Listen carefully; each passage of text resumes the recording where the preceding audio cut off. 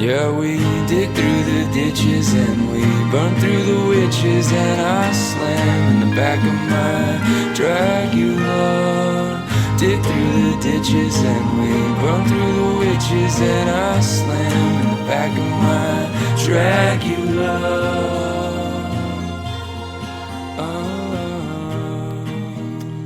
Welcome everyone to Corey and Greg vs. Society, episode 2. How's it feel? To be on episode 2? Yeah, to have done something more than once. It feels unusual. Feels kind of weird. We took this one pretty serious. I mean, serious business. So, to do a setup, we watched Roadhouse for the second time. We watched it first on a movie night last week and decided this had to be the second episode. We just got finished watching it again to refresh our memories.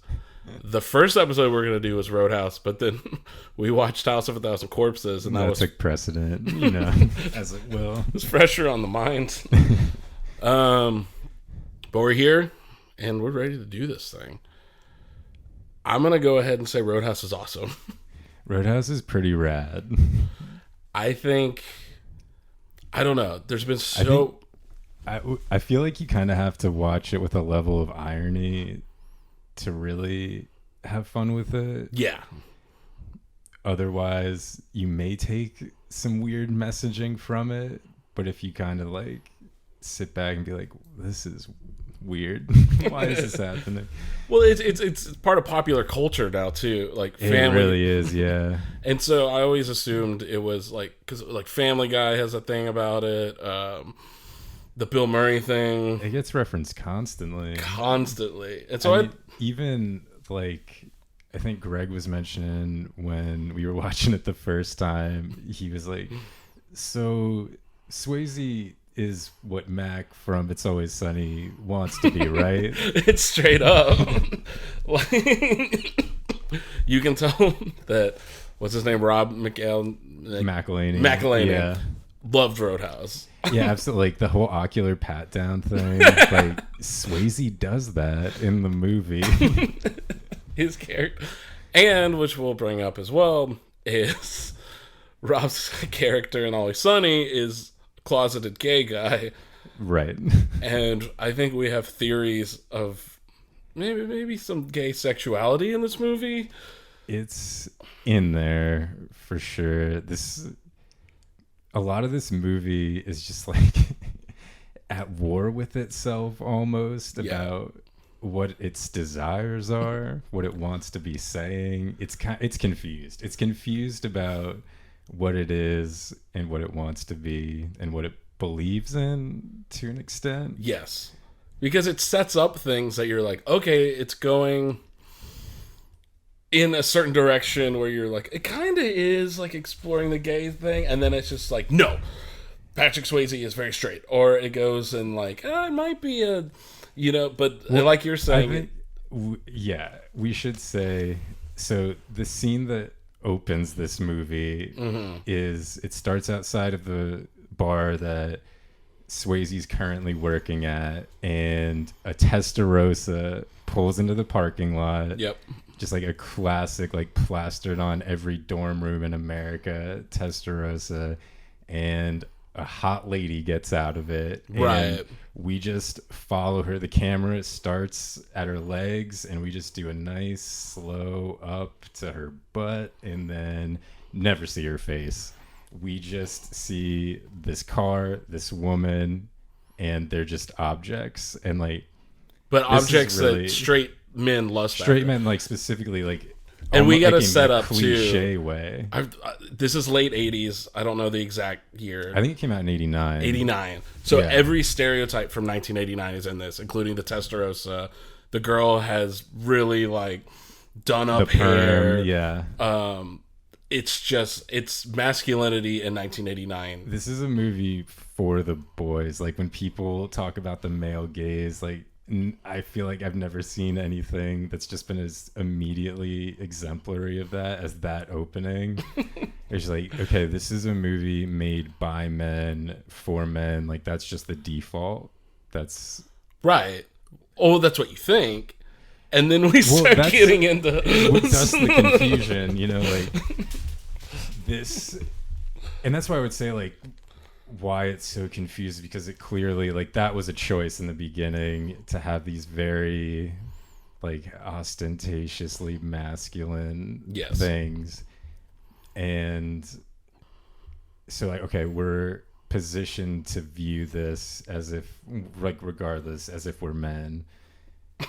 That's a good point.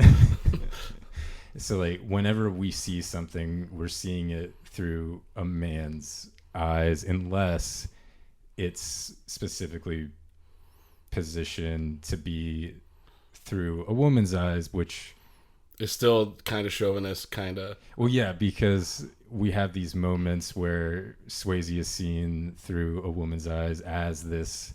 Well, it's looking at his anatomy. This man that we're seeing it as if we are Swayze in that moment. Like we're the ones being watched by the women. So Swayze is us. We are this thing that women want and that like we aspire to. Swayze's aspirational. Right. Sometimes. But okay, let's start going through it. Because exactly that. It's that 80% of the time. It is it's for the boys movie, but these 20%'s just creeping. It's like it has like, these urges that it can't quite control that just slip in there. Right. Okay, so like you said, we open up with the Testarossa shot. It's this brand new bumpin' 1989 club, which I'm convinced is the same set that the Roadhouse is too. The layout's like it's exactly the same. Yeah. They use the exact same set for, I'll go for 2 different clubs, but technically 3 because Roadhouse has a renovation, but it's the same set. He gets in there, and immediately there's a fight. Immediately there's, just for no reason, like a man puts some money on the table and a woman stabs it with like a switchblade and he just fucking kicks her chair out, and Swayze's like, all right, you done, you gotta go. And then it turns out that this was just like a ruse to get Swayze's attention so that this guy could fight him. He's like, I always wanted to take you on, Swayze. Just something to that effect. Because now we start a running theme in the movie that everyone knows Swayze. Everyone knows him by name. His one name, he's a mononym. He's just Dalton. Dalton. Everyone knows Dalton. Dalton and Enya. So Dalton agrees to this fight. Says, let's take it outside. Yeah, take it outside, which we will learn. Dalton's a smart guy. He brings him outside. His security buddies come. And then he goes back in the club. Because now the assholes are out of the bar. Job's done.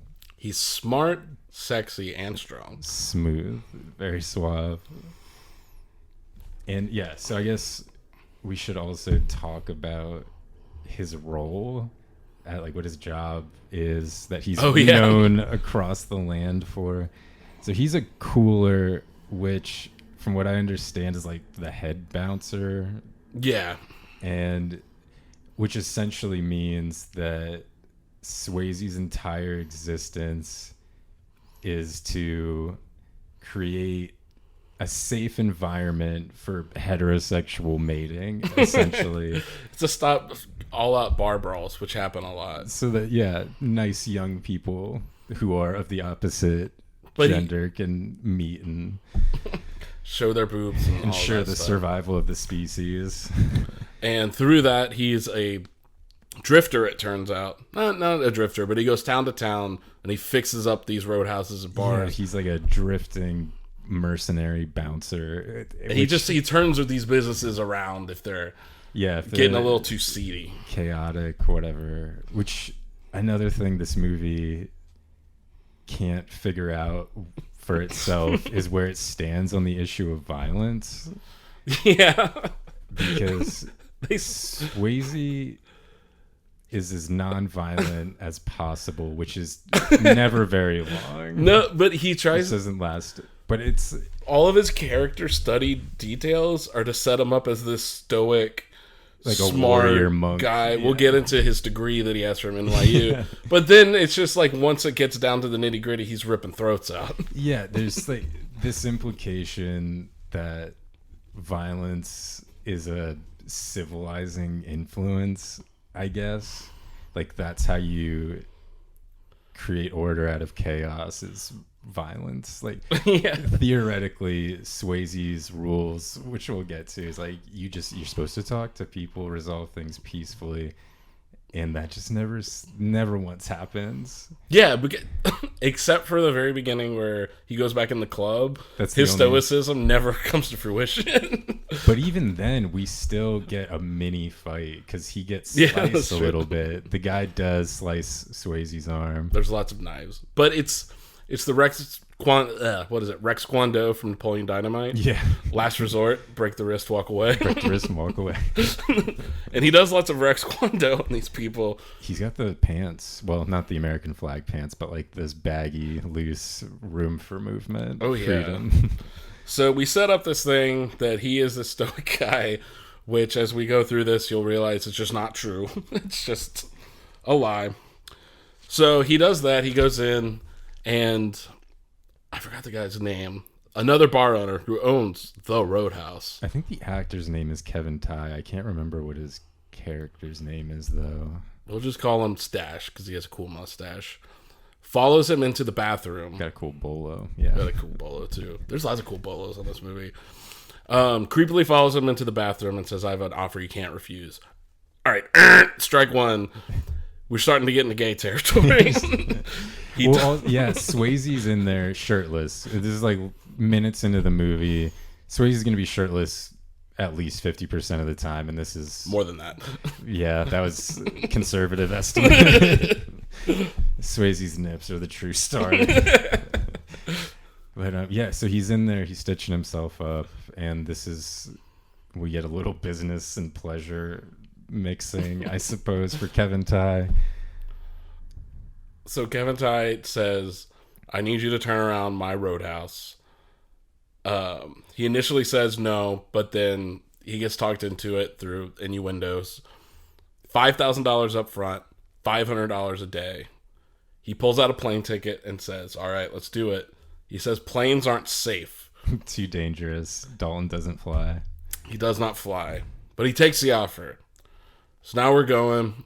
He gets into his brand new 1989 Mercedes CL. Oh, no. Before that, he has to drive his shitbox. Mercedes. I forgot about that. He drives a shitbox car to a parking garage where his Mercedes lies and rests. And wait, yeah. Where because he's a great guy, we're character building now, gives his shitbox car to a homeless guy whose line of dialogue is He's like, what the fuck, you think I'm a valet? Yeah. And Swayze's just like, keep it, I can't be bothered to do the paperwork.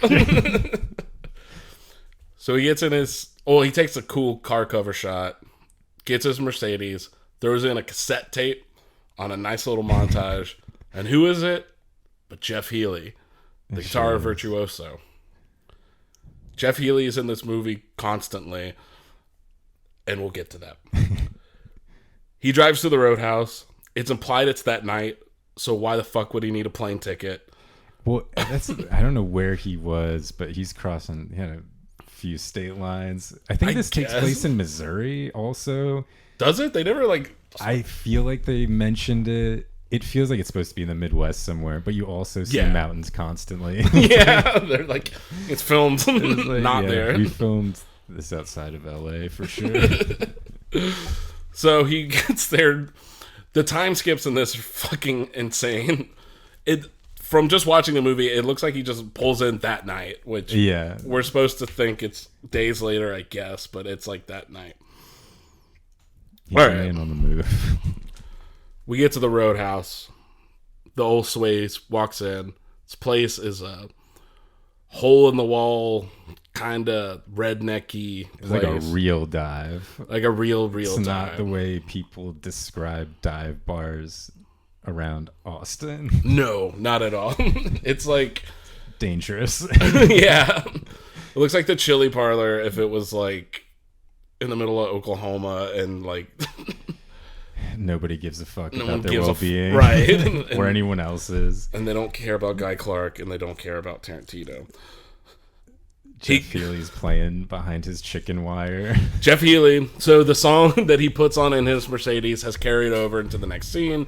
Jeff Healey, the guitar virtuoso, who, just to set this up, is blind and plays guitar on his lap. It's actually really impressive. Yeah, he's cool as hell. But he's playing behind like chicken wire, like fence stuff because people are throwing shit at him. Yeah, they're just throwing bottles at him, just smashing bottles on this chicken wire, like debris flying in his face because for some reason he's also sitting right up front. And he silently just watches what's going on. Some of these things that happen are he's an immediate lady slayer. Yeah, they're drawn to him, but he has zero interest. Like a very stereotypically hot woman comes up to him, like gives him the eye, whatever, and he's just like, nah. And then some weird dude next to her is like, oh, what is it? Oh, how about you and me get nipple to nipple? A thing I've never heard. Number 2. Yeah. Where did that line of dialogue come from? The least natural. Yeah, because then he just like walks away. I think. Oh no, that's the dude. The one bouncer just like grabs and then immediately throws into a table of other people and just ruins their night. And I think that's like that starts to kick off just like an all-out bar brawl. But before that is we get the boob joke. The boob joke. The $20. Oh fuck! If you want to kiss my girlfriend's boobs. Yeah. Do you want to explain what happens there? So again, for the boys, this movie's full of boobs. Yeah, 80s boobs. Yes. So there's some like sweaty older man with, again, just a very generically attractive woman. And he sees these two drunk younger guys sitting at a table very close to him. And they're just like staring at this woman because, you know, that's what the boys do. Yeah, the boys got to, take it all in. So the older man's like, hey, how about for $20, I'll let you kiss him. And the guy's just, he's exuberant. He's elated, over the moon about this offer. And instead of going over and kissing this woman's tits, he's like, he just starts squeezing them. Yeah, he just starts fondling her, just feeling her up. He's just feeling her up. This the is old the 80s. guy's laughing his ass off. The woman seems very okay with it, unfortunately. Yeah.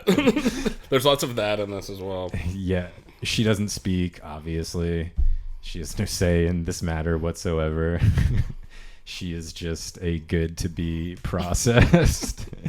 So the guy, drunk, happy man, squeezing these tits, and the older man's like, well, are you just going to squeeze him or are you going to kiss him?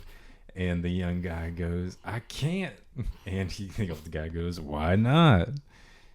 And the young guy goes, because I don't have $20. Then hell breaks loose. Yeah. That apparently is the line that you do not cross with this man. The economic boundaries. You can fucking molest his girlfriend in front of him. But if you don't pay up to kiss him. Yeah. You don't got the money. He's going to punch you right in the face. And he does. And the biggest bar fight I've ever seen unfolds. It's the entire bar. It's got to be at least 50 people. Yeah, it starts from like this table, just radiates outwards. It's men, women, children. And the other thing to point out on this too is there's not a lot of like creative camera work in it, except for like one shot. Because when that happens, it's very static. But it's not meant to be comical. But because it immediately cuts from the dude touching the boobs, him like going, what the fuck, to punch, we're back, and the whole bar's just fighting. It's almost, it's like a worse, it's like a bad version of the end of Blazing Saddles. Right, exactly, where it's just like out of nowhere seemingly. It's like, oh, everyone's fighting. So the whole bar fights, Dalton stands, hard cut, it's done. One of my favorite parts is we hard cut to a bartender filling a rag with ice. Like, this happens constantly. Oh, yeah. And the leftover people there are, like, icing their wounds. Their war wounds, yeah. Swayze's greatest battle yet.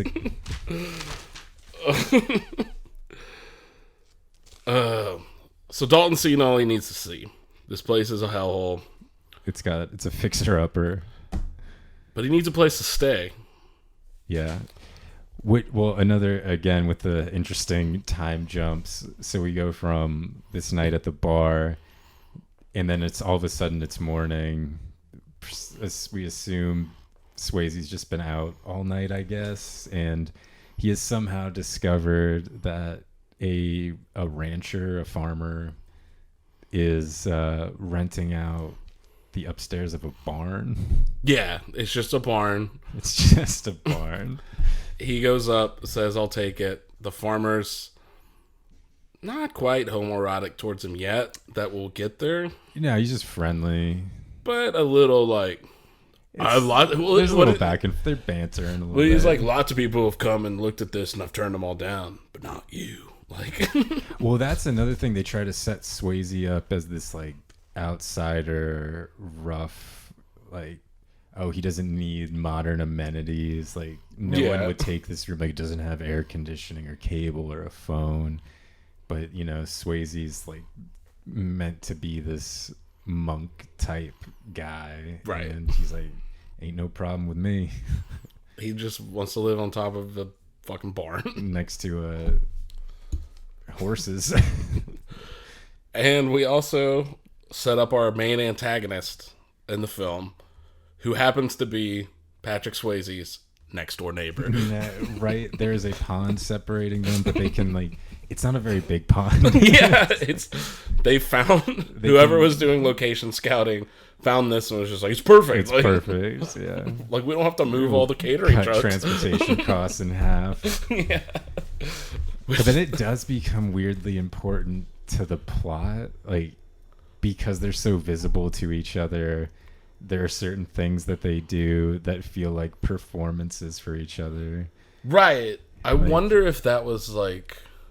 Even right away, like with Ben Gazzara's entrance in the helicopter, which I know you hate, never comes back again. Because it doesn't pay off. The one thing I'll give this movie is most of the shit it puts out there does pay off. Like, this movie isn't poorly made. It's just weird. Yeah. But the only thing that doesn't pay off is the Ben antagonist guy helicopter. just rides a helicopter, scares the livestock, and just lands it. I'm like, because my immediate thought was Patrick Swayze is going to take that fucker down. I think, it's supposed to be kind of setting up like Swayze and this farmer. This is a more natural, like traditional, almost way of living. Yeah. It's more like at peace, at harmony, and then...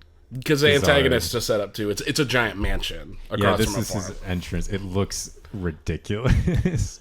But going back to what you said, because it is performative to each other, I wonder if that was in the original script of like they have to be neighbors and it took them a long time to find it, or that they started doing more of that shit once they found the location. They're like, oh, perfect. Yeah. All right, get Swayze out on that roof. Right. Get that butt out.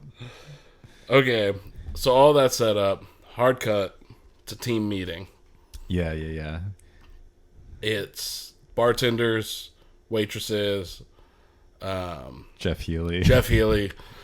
Jeff Healey, if we ever say there's a meeting, or if we ever say people are going somewhere, or someone's doing something, Jeff Healey's with them. Jeff Healey's there. Which I read... Because I was like, what? Why is Jeff Healey... Like, not that Jeff Healey's awesome. Like, he doesn't ruin anything. He's just kind of... He's great. He's got, like, a shit ton of swagger, honestly. Apparently, him and Swayze became good friends during filming. And he was supposed to just be the bar band guy. And Swayze insisted that Healey just be in more scenes. And so they would just put him like, all right, you're in the meeting. You're in the back of this Jeep. They're friends in the movie. Like, when Swayze shows up to the bar... He uses this like intuition. He's like, Dalton. Yeah, they hang. They like, he goes up and Swayze says something to him, and Jeff Healey doesn't even like say his name at first. He just does the "I thought you'd be bigger" line. Oh yeah, which is a callback from the bathroom scene where he gets the job that Healey wasn't there for. Yeah, that's another running theme. Is there's callbacks to things that the characters who said them weren't there for. I think that part is sort of like the myth making of Swayze's character, because he really is this like mythical man. Everyone across the country, apparently, if you walk into a bar and say the name Dalton, they're like, "Oh shit, Dalton's here," and they all think he would be bigger. And Healy's been on the road with them at these places, just playing the blues. I was like, it's either the implication that Dalton just probably knows a whole bunch of bar bands and is buds with them, right? Or he just drifts so much that like him and Jeff have overlapped enough that they became good friends. It's sweet. Yeah. it's the most adorable part of the movie. The time that Swayze looks the most genuinely happy in the entire movie is when he does that like shush thing to one of Jeff Healy's band members before he goes to talk to Jeff, and he's like, the look on his face, he's like, oh, this man's genuinely excited about this. Like, it is sweet. Because that's immediately after he like turns down the waitress too, which goes because he's like, I'm not fucking gonna sleep with you. We don't say that. He's just like, what's your name? Dalton. I'm shy or whatever. And then he like is giddy to go see Jeff Healy. Yeah. There's a lot of male friendship. Lots of buds. Yeah, like the homosocial A-OK. The homosexual, we're not sure yet. It's drifting lanes. Like if you like kind of fall asleep at the wheel. Yeah. It's like the writers and the director, like if they stop paying attention for a second, like, oh no, whoops, my repression's coming. Yeah. It comes across like that. Anyway, with the team meeting, he fires one of the bouncers who has a skunk on his head by saying, go to Barber College. Go to Barber College. He's like, he doesn't have the temperament for the job. This is the man who threw one of the drunk guys at the bar into a different table of people. Which is like, yeah, maybe you don't have the temperament for this. You gotta fucking calm down. Yeah, you're too violent. Again, there's acceptable and unacceptable things in this movie that like can be the same thing, and it's just trying to figure out where that line is a lot of the time. But this guy's brand of violence is unacceptable to Swayze. It's not stoic. And he also fires a waitress for selling drugs. Right. There's one instance of do people do drugs at all in the rest of the movie, or is this no, like he really Swayze just shuts it down? It's like, I don't think anyone does. Which is, because it seems like a cocaine movie, but it does not. And like culturally, in context, like we were balls deep in the crack epidemic at this point, and they kind of just brush it out of the way, like, oh, we can't touch that right now. Like, we're thinking about it, but we're just gonna have this character. He verbatim says, "We serve booze here, not drugs." I know, the fucking irony. It's like, all right.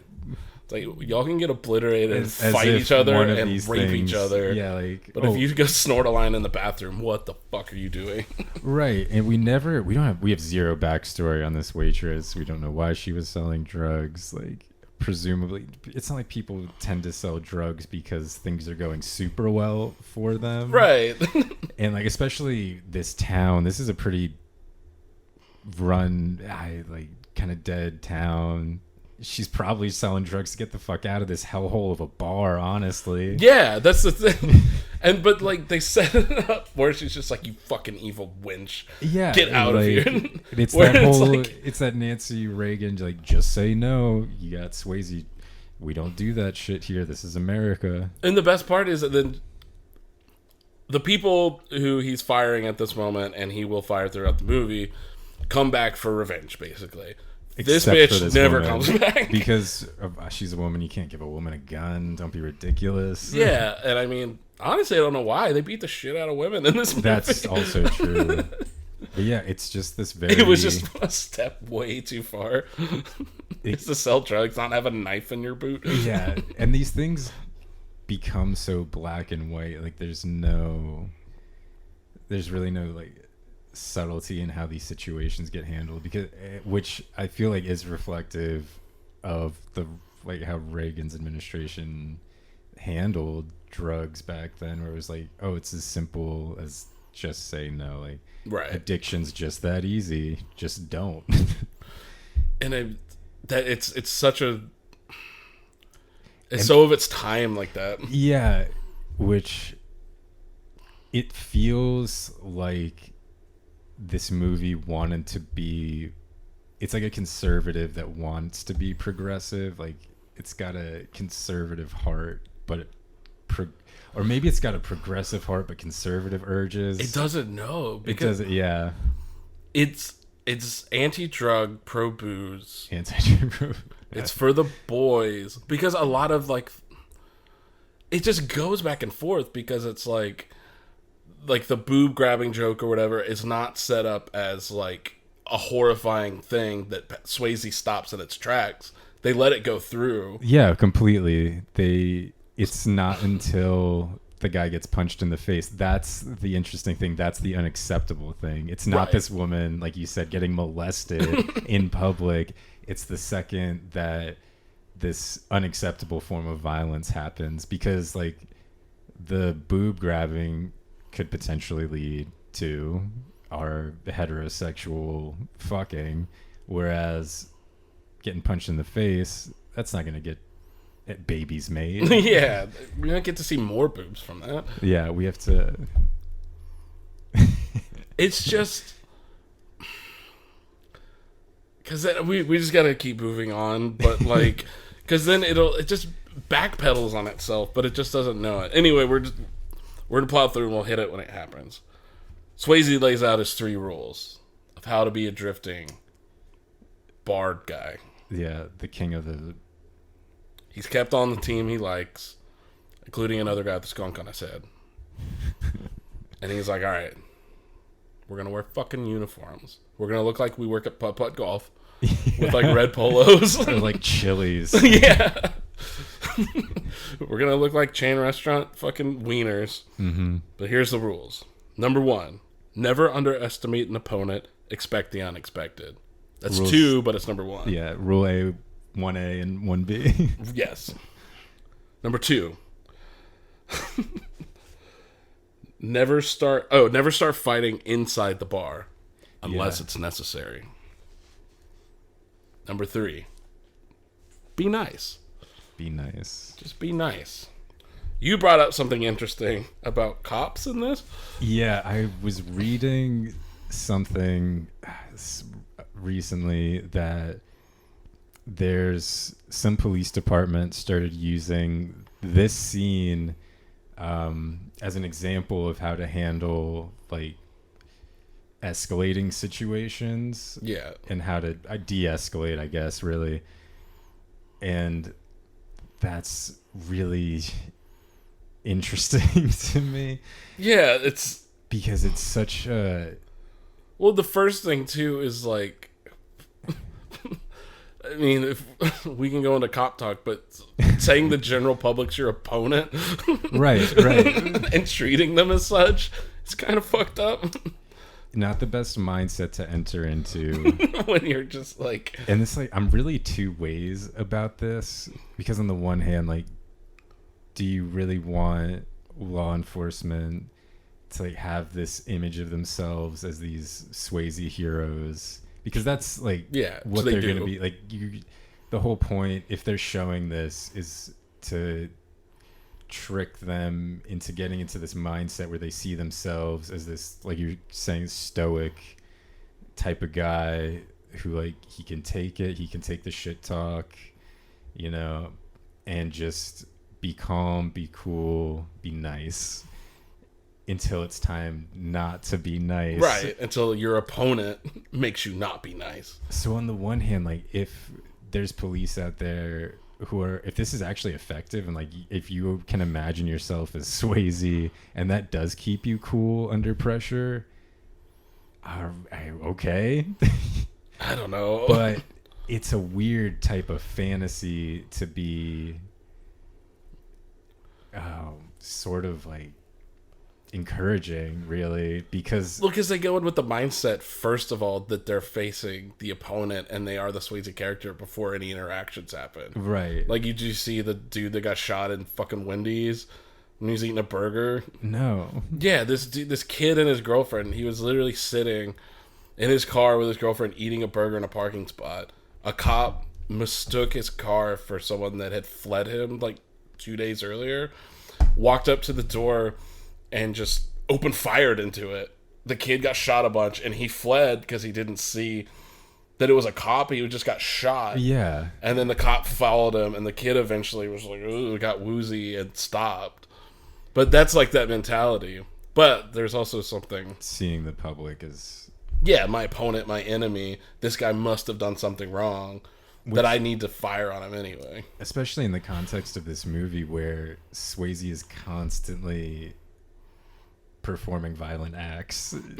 Right. Like, and that's the thing. Because he never solves anything stoically. Before we move on to that, though, can you imagine, like, if you ever, like, sat and, like, ate a burger in a parking lot? Yeah, of course. Because you're, like, kind of, like, looking off in the distance. You're not in a good spot.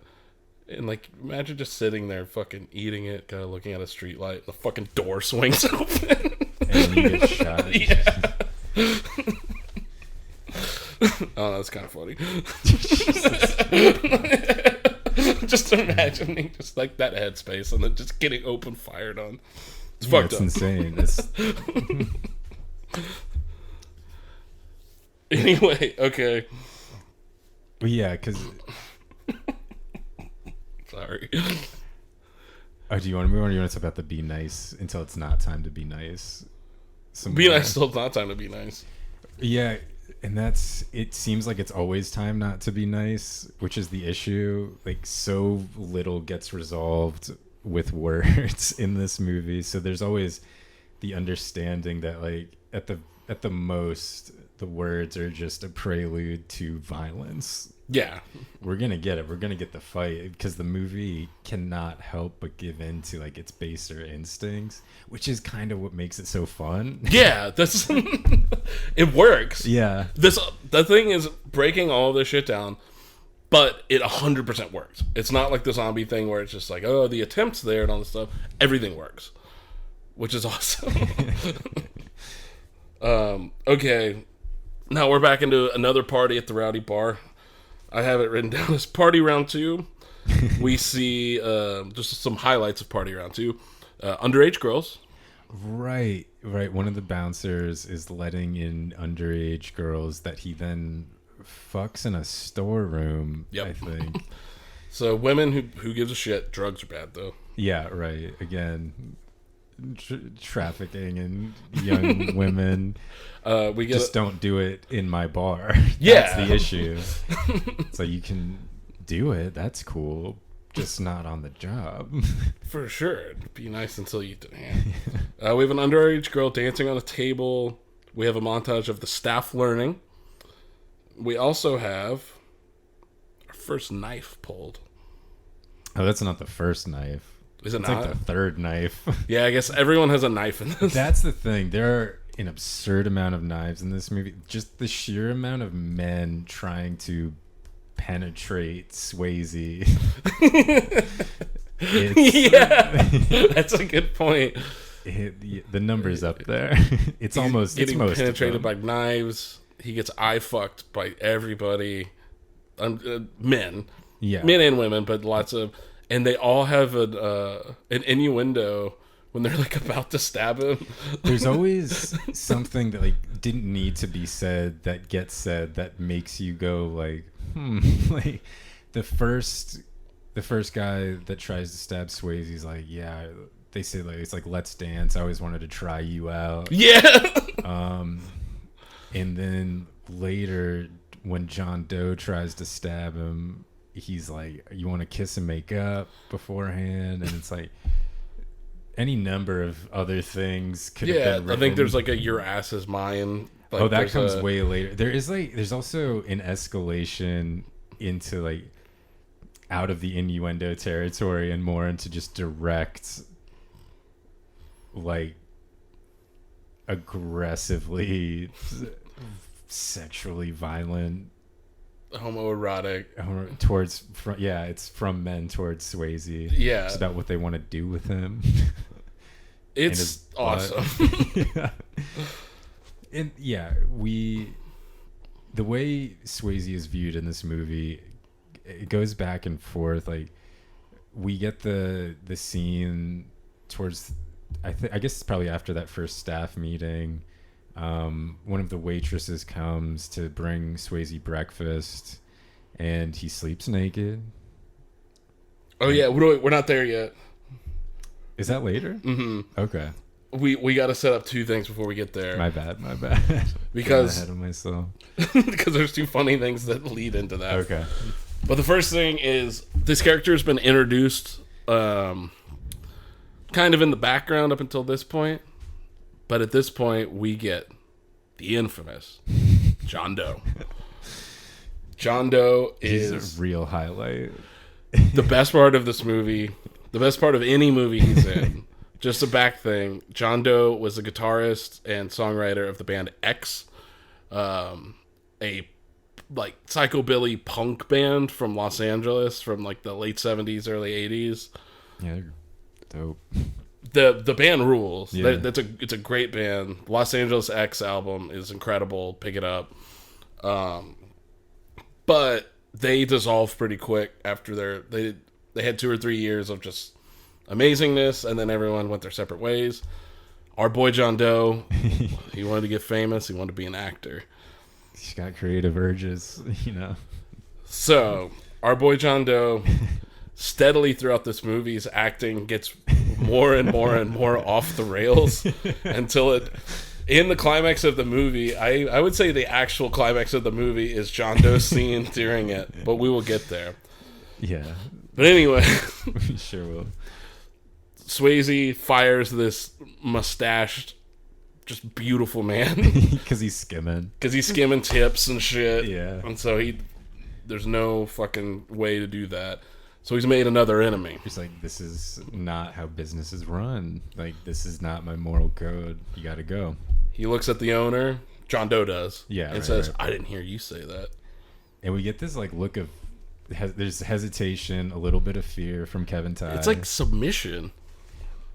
We'll later find out John Doe has a relationship to a certain helicopter owner.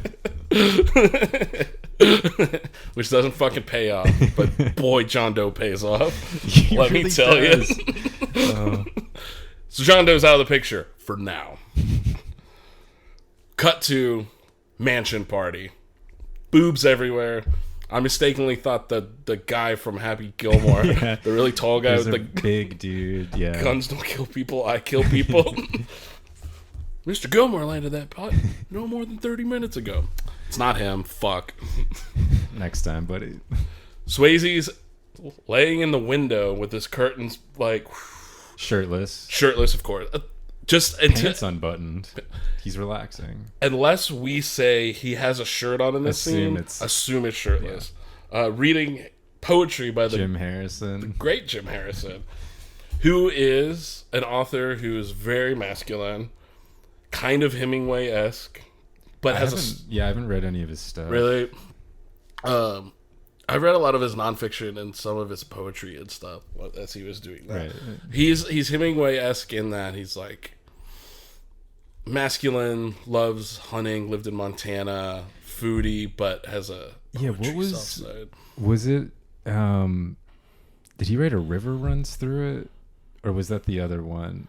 I think Brad Pitt was in both of these movies. Yeah. That's not the one I'm thinking It of. was Legends of the Fall. Legends of the Fall. Was that Jim Harrison? Mhm. Okay, yeah. My bad. And then I forgot if a River Runs Through it's him or not. Legends of the Fall definitely is.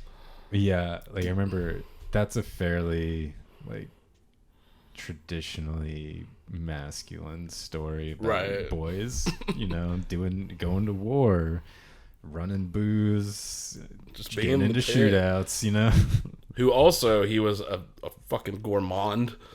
And him and his it's interesting. a really big lunch. Anyone who wants to get into his nonfiction stuff is amazing. It's a lot of his like writings and articles from magazines and stuff. And one is talking about a 60-course lunch and dinner he had in France. Fucking imagine that. I've never done anything 60 times in one day. I know.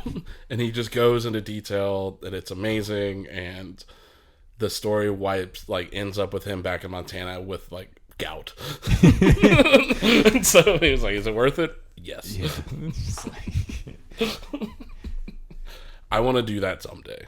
I want to get gout you want to once. get gout someday? It's not fun, man. Have you had gout? Oh, yeah. When did you get gout? When I was drinking real heavy, I'd get it like twice a year. What happens? It's like a form of arthritis where you don't process, or you haven't, it's been a while. It's like purines or something. And essentially there's these little crystallized things that get lodged in your joints. Oh. And it's probably the worst pain I've felt. Like, I used to get it in my knee and like my ankle, the toe. Like, it all sucks. The knee was the worst. Like, I couldn't walk. Bro, really? I couldn't like flex my knee at all. It was just, I was like just laid up for a few days till it would start going down. And I didn't know what it was at first. I was like, I just thought I got drunk and like fucked my knee up. And just and like I woke fell up or like, something. okay, I guess this is fine. I better go to the liquor store, you know. How do you fix it? Is it just like you just have to wait for it to go away? it's like a couple days and you're like, yeah, I just don't fucking booze during that time? Yeah, well, or make it better. you're not supposed to. You're I think they can give you steroids for it, and that does help. But otherwise, yeah, you kind of just have to wait it out, like for your body to process it, and just like try not to touch it or put anything on it, or just even think about it existing. Because it's just, well, that sounds horrible. But I do want it from French food someday. It's it's a rite of try passage. everything once, sure. You're like Jim Harrison. You're a manly man. You gotta get gout. Yeah, I did it, guys. You're like a pirate or something. No, they got scurvy. They did. That was a different issues. Side thing. A friend of mine. I'm obviously not gonna say who it was. thought he caught an STD. And was really worried and went to the doctor, and he had fucking scurvy. Oh man, you gotta eat a vegetable sometimes. I know, but Just he an was orange just like, now and then. You just get some vitamin C. he's like, this is one. I got my fucking thing. It's just like, you have scurvy. Like, you fucking pirate. Well, I managed to avoid scurvy so far in my life, but yeah, just that gout, very accounted for. I knew why it was happening. Yeah, it wasn't a surprise. It was like, well, I guess, yeah, I'll just keep drinking. It'll go away if I drink more. I mean, it helps with the pain. It helps you sleep at least. Yeah, done that before. Yeah, I remember one time when I was living down in St. Martin, I got it, and I was like still in denial about what it actually was. I was like, I thought I just fucked up my knee again. Oh, really? And but you were kind of aware of what? I was pretty sure that it was like, I think it's probably, from drinking excessively. Yeah. Yeah, I walked from our apartment to the convenience store to buy more rum. I was like, I only got like half a liter left. That's not enough. It's not gonna get the job put me into the done. blackness Jesus. of slumber. Yeah, I don't have a car, so I guess I'm hoofing it. On your gout knee. It took a minute, but I got there. I made the journey. Comments were made by passersby. Like, really? Yeah. You peg wagging it? I ran into a guy that I knew from the med school there, and he was like, Jesus, what the fuck? Like, what's up with you? And I was like, I lied. To get sympathy, like, oh, I got hit by a train. Well, I wasn't just gonna be like, oh, I have a drinking problem, actually. Yeah. And I'm just kind of actually working on continuing that in this moment. So no, I was just like, yeah, I twisted it going down the stairs. If it makes you feel better, in a blackout one time in New Orleans, I fell. I was with some line cook buddies of mine, and they had never been to New Orleans before, and I brought them. Were you the tour guide? I was a tour guide. Went to this bar, knew the bartender. I got overserved to be to be polite about it. Most of them left, and it was me and this one kid who was like 2 or 3 years younger than me, and he wasn't a big drinker. And he was like, "I'll stay with you and bring you home," because he was just having a good time. Like he wasn't babysitting.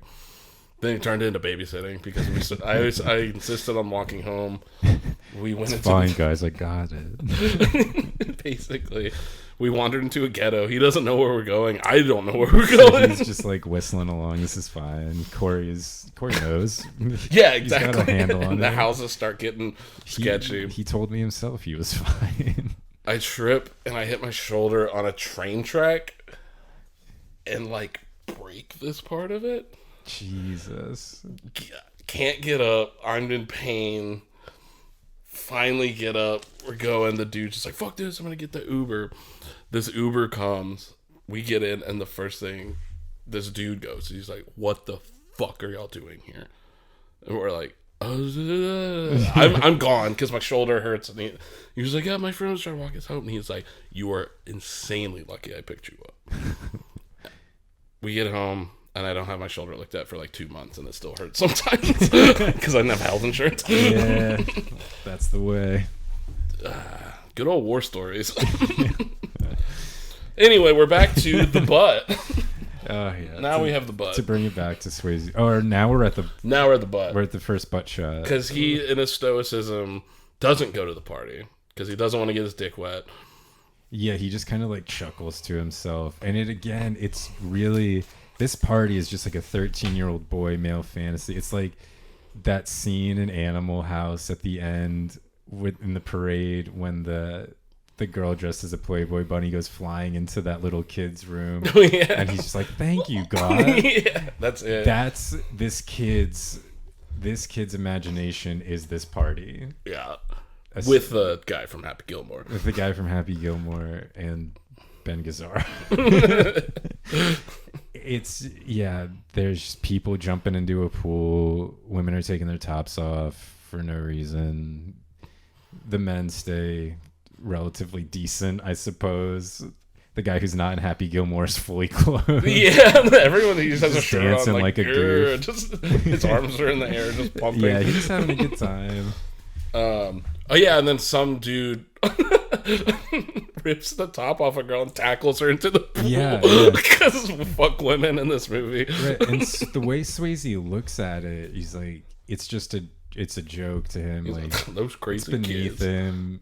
It's unappealing, and that's another act of molestation happening. Right. Yeah. It's the women are unimportant, but it's like the movie is trying to create this new brand of masculinity that is embodied by Swayze, and in trying to get away from like pretty typical toxic masculinity which is like, men are just, they have to be like horny all the time, ready to fuck, oversexed, naturally violent, and we get like that hypersexuality from the antagonists mainly. Swayze is practically asexual for the first, like, the front half of this movie, but the way, and the antagonists are very openly violent, like pretty just ready to go, moment's notice, and it wants to say that violence is not like an admirable trait, but it does still accidentally seem to say that it is a natural state for men to be in, because right. Well, it's not an admirable trait, but it's a necessary trait. It's necessary and natural because Swayze is constantly repressing his violent urges. Yeah, he wants to. And that's like his whole job is like, I'm repressing the violence that's inherent to humanity.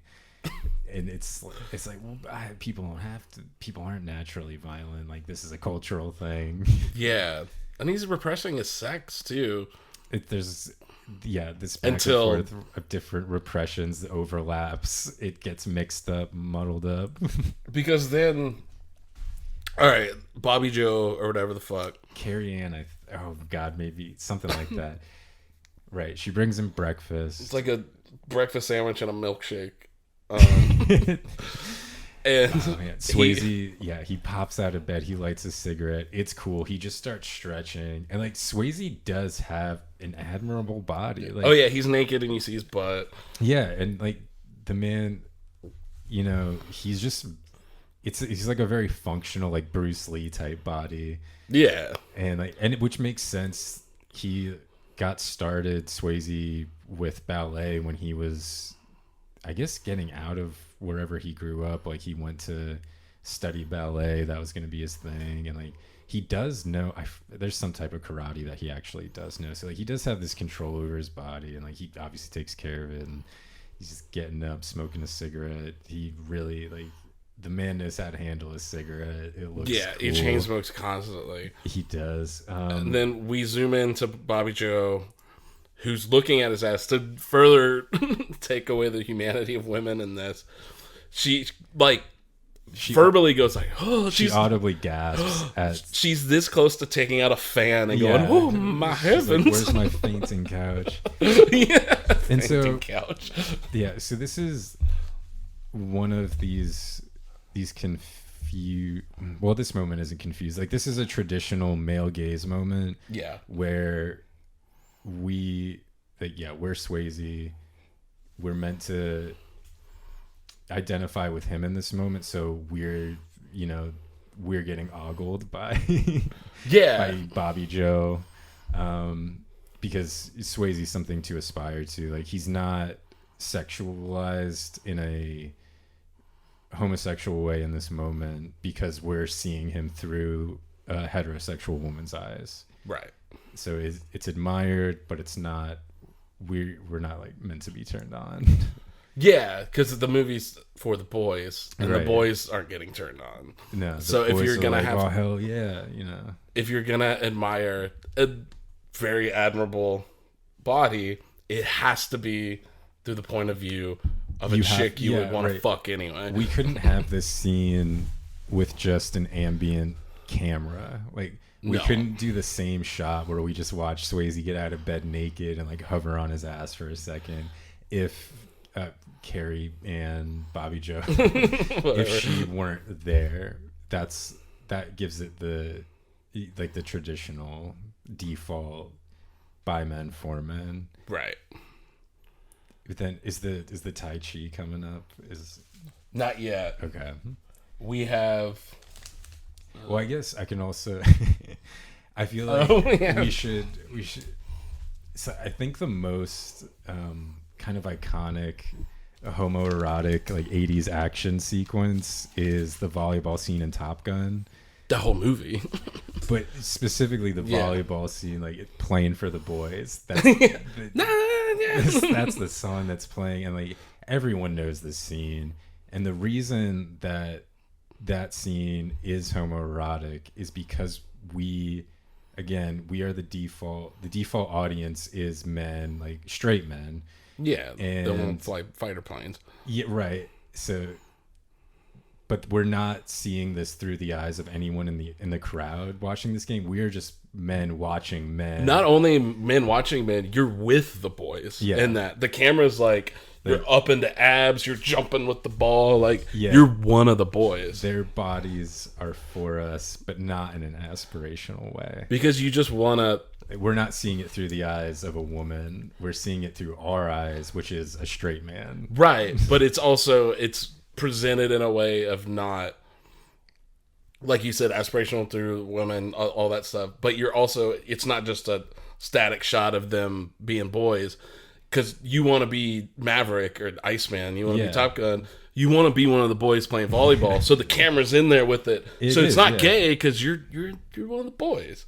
You might as well be Don Henley. It's super gay. It's also the gayest shit I've ever seen. Right. And that's because, like, again, it's because you need the woman there to view the male body through to make it not gay. To have that, like, that separation to tell the audience, like, this moment is not gay and therefore you are not participating in something gay. Like, don't worry, you're safe. You know? Right. It's the not gays. And that's Carrie Ann's role. Yeah, because then she's just... Well, no, she comes back. Right, she's got a little more, but like, but she's basically done. Yeah, it's to give us that Swayze ass shot without making us feel uncomfortable. You know? Just doing it. Yeah. Then we go into our antagonist. I forgot his name. The character's name is Wesley. I think that's his last name. Wesley's in there somewhere. Wesley something. Driving like an asshole in his 89 Mustang. Oh, yeah. To that. What's that song? Shaboom? I forgot. I think, it's like Shaboom, Shaboom. Yeah. It could be at a gay club. It's just it's an older song. It like positions him as someone from a different generation. Yeah. Like we later find out he fought in Korea. He's got some disparaging remarks to make about Kevin Tighe, who was apparently a draft dodger later on. There's one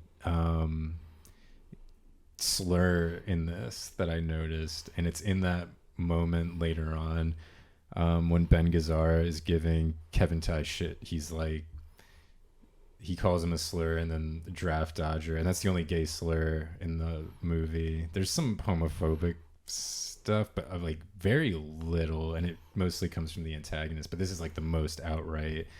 And so there's this weird implication that because Kevin Tighe is there, it ties up homosexuality and like being a non-violent person, where like this being non-violent is emasculating to someone with Ben Gazzara's worldview. Yeah.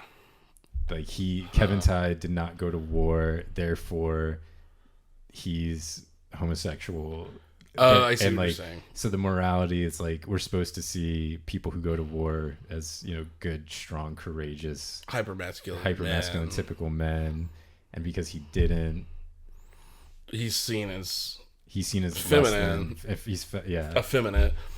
Which, I mean, that brings up again where when the whole gang meets him and he proceeds to just karate chop half of them as they're like, oh shit, like, you bleed too much is a line that comes up where it's just like, why can't I be part of the team, boss? It's like, you bleed too much. Go, pow! Ben Gazzara's got no time for that shit. He's gonna kick you in the balls and walk away. Oh yeah, and he kicks him in the balls. Yeah. that's the other thing, which is really funny about this, is like emasculating. Well, it's emasculating, but that's also like, I mean, amongst bros, that's a bitch move. Oh, like that's like a cheating move. It's a cheap shot for sure. It's like leave the balls out of it. Like when he's just like hitting, like snapping necks and shit. That's badass. But then it makes a really big point to just like ball kick, where you're like, this might be leaning in a little harder than they were intending, but it's like he's a phony if he's just kicking these dudes in the balls. Not John Doe. No, he is though, and that's sort of it's implied that his money lets him get away with like everything he does. It's including like treating his underlings this way. Like he's allowed to have this image of himself because he can pay for it. He can pay for the respect. Like these 4 dudes are all bigger than him. They could probably take him because again, like the way he doesn't fight. He fights like he'll sucker punch you, kick you in the balls, and he can do that because he's the richest guy in town. He's paying your salary, and you're gonna come crawling back, as we learn. All right, here's the deal. We're over an hour. Oh my god. We might have to split this into part 1 and part 2 because we're going to see Godspeed You Black Emperor tonight. Well, it's just a lot of Roadhouse content to get through, I guess. I think it's a good stopping place because the next thing we're going into is Red's mechanic shop. We still haven't gotten. When the hell? We're like a Tai third Chi of the way through. happen? It's down here on this page. We've gotten through 2 pages of 8 pages of notes so far. Oh wow. Well, alrighty. We're gonna leave you here, and we're gonna come back for a part 2, which I'll probably just splice together and just make it one thing. But we gotta break it. But if I don't spice it together, there will be a part 2, All right. which will come out at the exact same time. That sounds good. We'll see you in a little while. Take care, y'all. Carry on. Carry on. Carry on.